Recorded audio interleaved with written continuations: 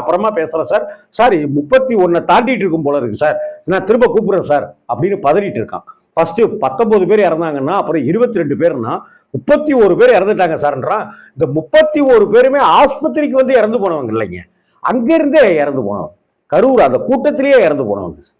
தயவு செய்து இந்த கூட்டத்தை எல்லாம் தான் எல்லா சேனலும் காசு வாங்கிட்டு நேரலையில இதை போடுறாங்களே, தயவு செய்து பொதுமக்கள் கிட்ட கேட்கிறேன், நீங்க குழந்தைகளா இருக்கட்டும், இளைஞர்களா இருக்கட்டும், பெண்களா இருக்கட்டும், கர்ப்பிணிகளா இருக்கட்டும், வயசானவங்களா இருக்கட்டும், தயவு செய்து நீங்க கூட்டத்துல போய் சிக்கிட்டு மாட்டிக்காதீங்க.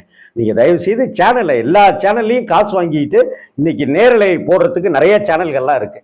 கரூர்லேருந்து அவர் பனையூர்லேருந்து புறப்பட்டாருன்றதுலேருந்து ஆரம்பிச்சு விஜய் அவர்கள் பத்தி காலையிலேருந்து இரவு வரைக்கும் அதையே நேரலையில போட்டுக்கிட்டே இருக்காங்க.